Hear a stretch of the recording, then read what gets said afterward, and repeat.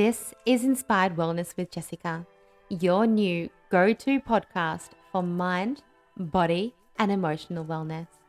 Tune in to hear real, raw conversations about stress, anxiety, and holistic self-care. I am your podcast host. My name is Jessica. I am from Inspired Life Collective. I'm an advanced EFT practitioner, meditation therapist, and holistic life coach. And I am on a mission to educate you on how to release stress from your body and, dare I say, even prevent it, and inspire you to live life with a calm body, a clear mind, and thriving emotionally. If you are ready to support your long-term health and wellness, then let's jump straight into the episode. Welcome to this episode of Inspired Wellness with Jessica. This is episode 6, and today I want to follow on from last week's episode 5, where I was talking about my top 5 daily do's if you are somebody who experiences anxiety. Okay, so my number one 5 things, my 5 number one things to include in your day, in your routine, to help you to calm your mind and calm your body, and also to support you emotionally if you are an anxious person. Now, at the end of that episode, I was talking about, the how to actually include these things in your day. And, that I know that will be quite a blockage for a lot of people. A lot of people might have been listening to, you might have been listening to that episode and thinking to yourself, yeah, this is great. I would love to try tapping or breath work or meditation or include some exercise in my daily routine. But I don't have time. I just don't have time.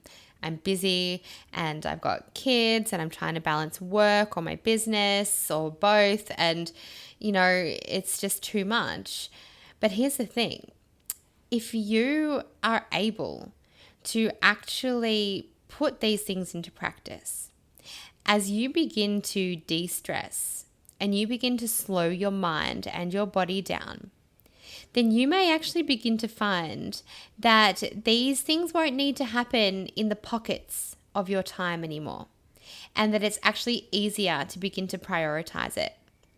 And I know today's episode is not about blockages, but I know that I will just tell you a few common blocks that I find when I work with clients in particular, to, being able to implement that self-care. And those blocks tend to include, first of all, the belief of I don't have time. And believe me, I know you're busy, and I know that every minute is occupied and being pulled from one person's attention to the next. But I guarantee we find time for the things that are important to us. And once we can begin to actually truly value what that element of self-care is going to do for your anxiety or for your stress levels, then it will begin to become easier to be a priority. So looking at your mindset around time, but also your belief system around time.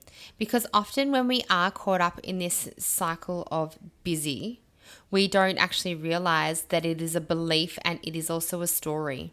And it has become a part of your identity. So if you are so used to saying, I don't have the time for this, I can't find the time for this, then that is actually going to be your default go-to response for adding anything new into your life. And the same is going to be if the blockage is around money. If you feel like I can't afford to exercise, or I can't afford to, set up a meditation space, or I can't afford a tapping app, or I can't afford, this course. If you have that mindset, that same story, that same belief of I can't afford, instead of a growth mindset of how can I afford, or how can I do this without spending money? And just pushing past those stories that you are telling yourself when it comes to the blockages, then that is going to be a really, really helpful first step for you. Because sometimes, and I'm just going to say it, sometimes we really genuinely need to call bullshit. We really do. We need to look at the stories that we are telling ourselves and the things that we are saying to ourselves, and we need to say, okay, is this a genuine reason? Is there any work around it? Or is it an excuse that I'm allowing myself to just stay safe and comfortable with? Because remember, as creatures of habit, we don't want to move out of our comfort zone. And if we do want to move out of it, then that, 5% part of your brain that is trying to get you past that comfort zone change is being overhauled by your body that has been on this autopilot of doing things the same way for so long. So change is always going to feel uncomfortable, and the stories we tell ourselves allow us to stay in that comfort. Now, what I really want to get into today, though, is I've got 5 ways for you that you can use the things that we spoke about last week. So tapping, breath work or meditation, journaling, exercise. So how you can use these tools in your day as intentional self-care without having to have gigantic pockets of time, without, depending on your season of life, even having to, be away from your children or having to, find time to yourself or a designated space to yourself. And I know all of those things would be lovely, and they are all absolutely important. If you can do them, amazing. But my very, very, very next piece of advice, I was going to say first, but I think that blockages was my first. I think my second piece of advice here is that you need to really be able to spend some time accepting the season of life that you are in and celebrate the baby steps. So one day, maybe as you do de-stress and you slow your mind and body down, and you do find that you are working outside of the pockets of time, when you are doing that, that's a one day, that's fantastic. That might not be you right now though. You right now might be literally just setting your alarm 10 minutes earlier, sitting up in your bed and doing some tapping or some breath work or some shaking of your arms or something that is going to support your anxiety. Okay, something small in self-care. And I do recommend go and listen to that last episode, because that will talk to you all about why and how these different things will assist you mind, body, and emotionally with anxiety. So first of all, as I said, we want to start by accepting the season of life. If you are, mum with young kids and bub doesn't sleep, or you've got a newborn, then you need to accept that element of, me time or alone time, isn't overly realistic, perhaps. Maybe you have a lot of help at home, maybe you don't. Maybe you've got a lot of family around, maybe you don't. But I know, particularly last year and the year before, if you did have a young baby, I can tell you I had Amelia at the beginning of 2020, and 2 months later we went into lockdown, and I wasn't able to see my mum or my sister or my in-laws or my aunties. I have a lot of support here, and that was just taken away.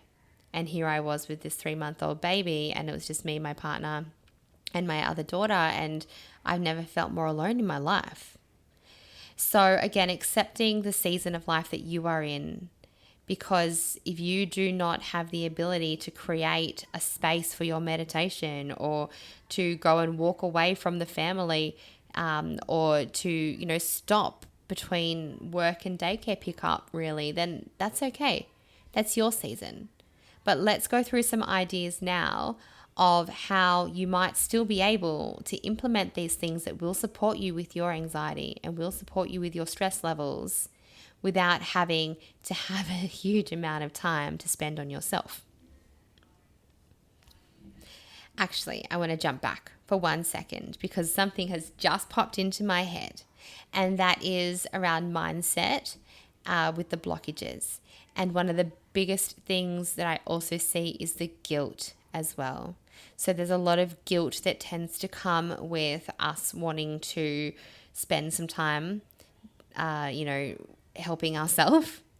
But the thing is especially when it comes to the kind of self-care that is going to be helping you cope mentally, emotionally, and physically, it's essential. It is 100% essential. So if that is you and you are feeling like, you know what, I do want to try some of these things, but I, can't take myself away. That's not fair. I feel guilty. Then you need to understand that what you are actually doing is improving the way that you are showing up, the way that you feel, and the way that you are giving to yourself and to your family. So it's not selfish. And no matter how many people we have to take care of, and no matter how important our role is within our family or our work, our mental and emotional and physical well-being must come first. Because, and it's so cliche, I know, but you can't pour from an empty cup. Because if you don't have your health, what do you have? Okay, that was a little off topic. Let's get into my 5 tips. It's just so important. And I know the guilt. I know it. Let's get into these 5 tips. So the first thing that you could try is implementing maybe some meditation or breath work or some tapping as you wake up in the morning or as you are going to bed. Now, as I mentioned before when I spoke about the season of life, you may be interrupted. You may have little people crawling all over you, okay? But no matter how you do this, the important thing is that you do it. And if you are able to let go of your expectations that it will be silent, or the expectations, that you won't be interrupted, if you can let go of those expectations, then that is going to be extremely helpful for you. So, as I said, trying when you wake up in the morning, you could sit up, and as soon as you sit up, you just pop in your earphones, jump into Thrive if you're a member. If not, highly recommend you look into it. Pop in your earphones and play a meditation. Play an EFT session. You can sit there and you can just tap and breathe. As you stand up out of your bed in the morning, as your feet hit the floor, you can do some butterfly breathing and stretching.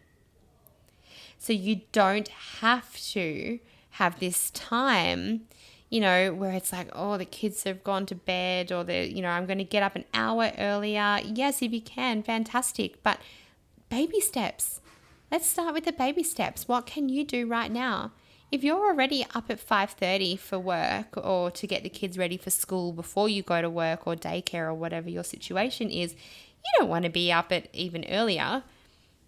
So let's start with baby steps. Can you do it in the morning? Can you do it in the evening? The next way that I encourage you, number 2, to look into implementing these self-care is in the shower. So in the shower, can you stretch out your shower a little bit longer? Because you could use that as a perfect opportunity for a Zen or a mindfulness meditation. A Zen meditation is being in the moment, and you have so many different sensations in the shower because you've got, the water and the way that it hits your skin, and you've got the sounds, and you've got the steam, you've got the different temperatures that you can play with. So are you able to have a Zen meditation in the shower? It might mean that your shower is 5 minutes longer, but it also means that you've also done some breathing and meditation, and that is going to help to combat your anxiety or lower your stress levels. Can you say your affirmations in the shower? Or I have them on my bathroom mirror. And so when I get out of the shower, then that's when I'm doing my affirmations. So could you tap and do affirmations as you step out of your shower and you're looking at your bathroom mirror? And I know it would be so nice to sit down and do some mindful breathing and just, not do it on the go. But let's just, like we said, celebrate baby steps and see how can you begin to get these habits going in your life. Anything you can do is going to be better than doing nothing. So have a think about the shower. Can you even do a little stretch in the shower? What can you do when you have that time? How can you make use of that space? How can you make use of all of the different sensations that are in the shower? The next thing I suggest, number 3, and this is for the mums, is include your children. So yes, I know I would much prefer to do my morning yoga or my morning workout by myself. Absolutely. And it's frustrating when you're halfway through a set of weights, or you're, trying to go from downward dog into a cobra, and you have to get up and take your 2-year-old to the toilet because she's about to pee everywhere. I know it's frustrating. Okay. Anybody else have that? Mine likes to rip her nappy off at the moment. She is toilet training. She's doing pretty well, but sometimes she thinks it's hilarious to pee on the floor. Anyway, so how can you involve them? So first of all, that comes back to accepting your season of life and letting go of expectation. And then how can you involve them? So if you are looking at ways to incorporate movement into your day and you don't have time to go and drop the kids somewhere and go to the gym, or maybe it's financial, you can't afford to go to that yoga class, but what can you find to help yourself at home? What can you do? Can you stream a yoga on YouTube? There's a heap of amazing ones. Can you, put on some music? This is one of my favorite things to do. My girls love dance parties, and so do I. And a form of meditation is a movement meditation, where if you can actually put some music on and close your eyes, or totally immerse yourself in that music and move your body at the same time, with no judgment, with no inhibition, just moving your body. That is a meditation. It is meditation and it is movement, and it is going to be extremely beneficial for anxiety. And guess what? Your kids can do it with you. Like my 2 and my 6-year-old are not going to judge me for the way that I move if my eyes are closed, or, if I'm just moving to the music and lost in my own little world, because they're going to be doing it too. And the thing is, with involving your kids in these practices, in the movement meditations, in, the yoga, in meditating, you could say to them, I'm going to do this now. Mummy's going to be really quiet. Why don't you give it a go too? Or show them how to do some breath work and you could do it together. Or you could say, this is my journaling time before bed. I'm going to sit down and do 10 minutes of journaling. If it's age appropriate, how would you like to journal? Would you like to do some coloring? And you can give them some mindful coloring. So you can make it age appropriate, but you can also make it inclusive. If you can't be on your own, it doesn't mean that you can't do these things.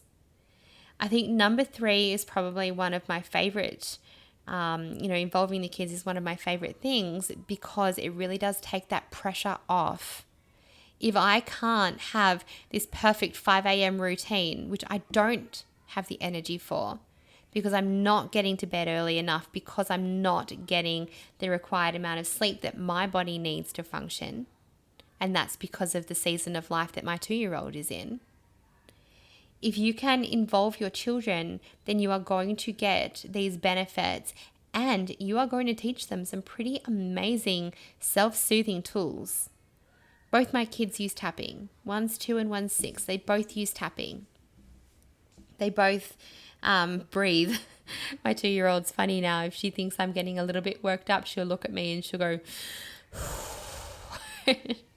and my 6-year-old, she'll take herself off and do some breathing or meditation or journaling if she's feeling worked up. So involving them is not only going to benefit you, but it is going to benefit them long term. So that's the reason why it's actually one of my favorite productive ways. Now, number 4 is in the car. Now, I've seen this on Instagram a few times, and, it says, I can't explain it, but sitting in the car is self-care. And I can't tell you how many times I've pulled up from work when I used to work my long, long days, and I would just sit there. I would just sit in the car. I didn't want to move. I felt like my body almost couldn't move, to be honest, sometimes. And sometimes you're not even staring at your phone. Sometimes you're just staring at nothing. But it's that, that time alone. So if you are in the car and you are between work and home, or you are between work and daycare pickup, How can you use that time for some breath work or a 5-minute meditation? Again, open up Thrive if you remember. Get out a 5-minute meditation. Get out a short tapping if you had something that you want to release from your day that you don't want to bring home to your children, that you don't want to bring home to your family. Do it in the car.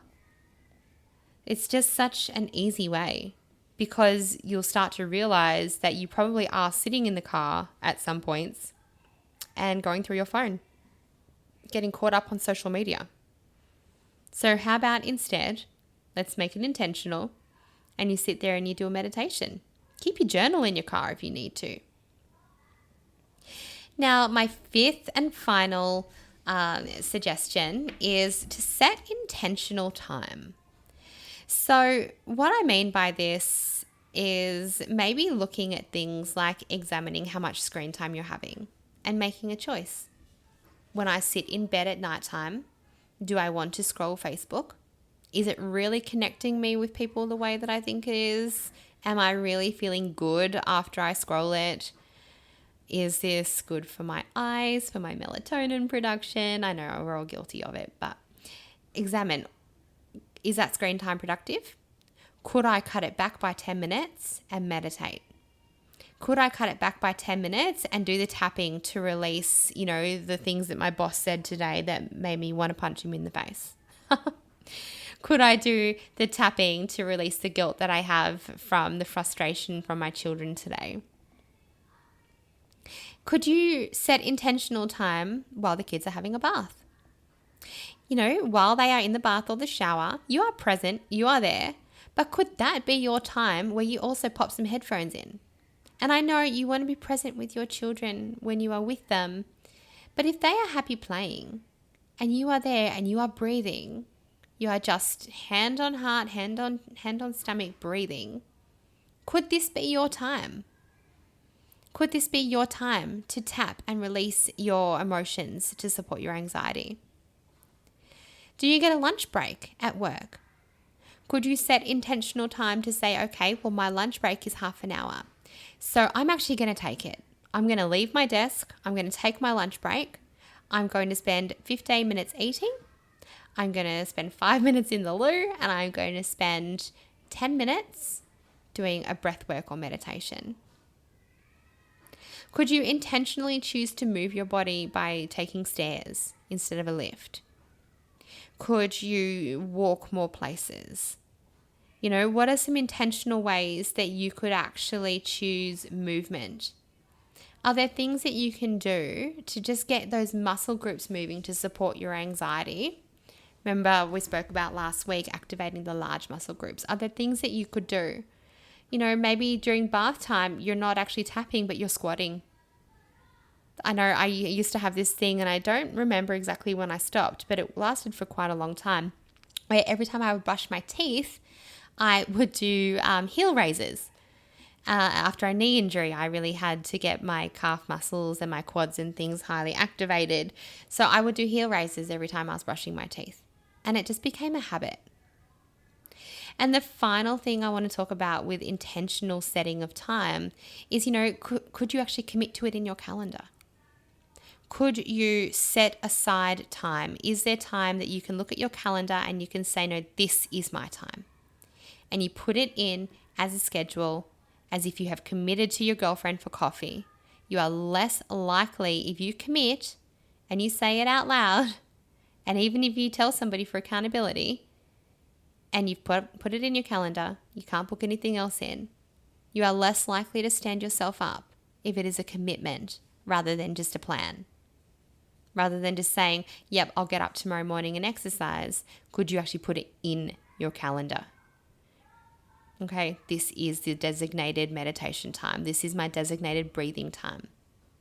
Whatever of those things, from last week that you are choosing to implement into your life to support your anxiety.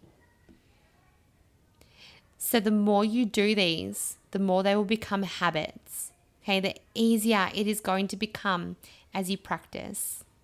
And even though everything that I've mentioned is in the bits and pieces of the time that you have, in the small pockets of time that you have, You can still do it intentionally and it can still become your habits and your routines. So it could be that your routine is the second you wake up in the morning, you tap, you breathe, and you get up out of bed. It could be that yours and your kids' routine every second day is to do a yoga routine or a workout together. It could be that your routine is you now shower for an extra 5 minutes and you do a meditation in the shower and say your affirmations as you get out. It could be that your routine is that when you do get home, you are expected 5 minutes later inside the house because that's when you're doing your journaling. Or that's when you are doing a meditation to let go of your day. Whatever you choose to do, and I do hope that these ideas have given you some sort of idea of to how you might be able to incorporate more of these anxiety and stress preventing techniques into your day. Because we're all busy and I know you've got enough going on as it is. But if you want the anxiety to stop, you need to be able to put in place these measures to prevent it. So this is how I recommend you can do that in some pockets of your time.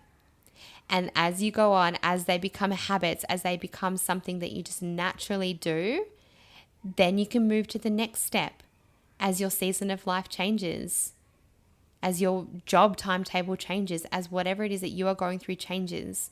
Move to the next step and intentionally find a way to make it, more time for you.